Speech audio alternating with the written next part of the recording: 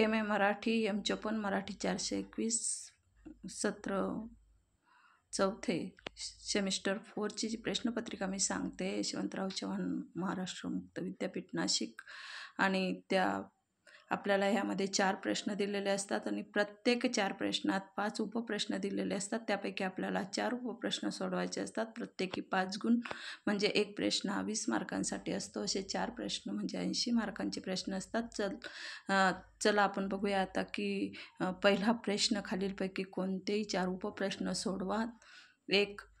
भाषा एक सामाजिक संस्था स्पष्ट करा. 2. प्रारूपानुसार भाषिक संदेशनाचे कोणतेही 4 घटक स्पष्ट करा. आणि तिसरा की भाषेची निर्मिती कशी होते तुमच्या शब्दात मांडा. 4. चित्रपटात कोणकोणत्या प्रतिमांच्या साहाय्याने प्रेक्षकांशी संवाद साधला जातो ते लिहा. आणि लास्ट क्वेश्चन, भाषिक संकेत व्यवस्था म्हणजे काय. त्यानंतर प्रश्न दुसरा, खालीलपैकी कोणतेही 4 उपप्रश्न सोडवा. सर्जनशीलता म्हणजे काय. मुलाखत घेणाऱ्या व्यक्तीने एखाद्या प्रसिद्ध साहित्यिकांची मुलाखत घेताना कोणती तयारी करावी. सर्जनशील लेखनावर परिणाम करणारा वाचन आणि अभ्यास घटक थोडक्यात स्पष्ट करा. आणि सर्जनशील साहित्यातील अलंकार आणि प्रतिमा हे घटक स्पष्ट करा. आणि प्रवास वर्णन या वाङ्मय प्रकाराचे विशेष उदाहरणसह सांगा. असे 5 उपप्रश्न.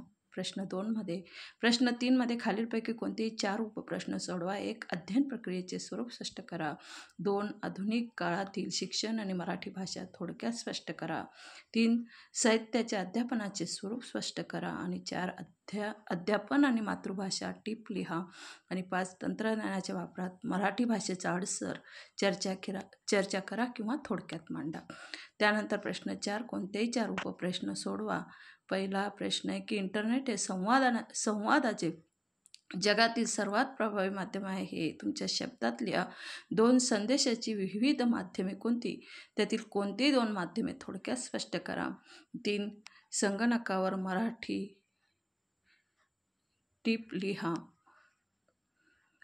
आणि 4. मराठीच्या ई-साहित्याविषयी थोडक्यात चर्चा करा. आणि 5. ईमेल संवादाचे विश्वसनीय माध्यमे स्पष्ट करा. तर अशा प्रकारे ही प्रश्नपत्रिका आहे. यानंतर मी 4 सेमिस्टरच्या 422, 423 आणि 424 टाकण्याचा प्रयत्न करते. व्हिडिओ आवडला तर लाईक, शेअर, सबस्क्राईब करायला विसरू नका प्लीज.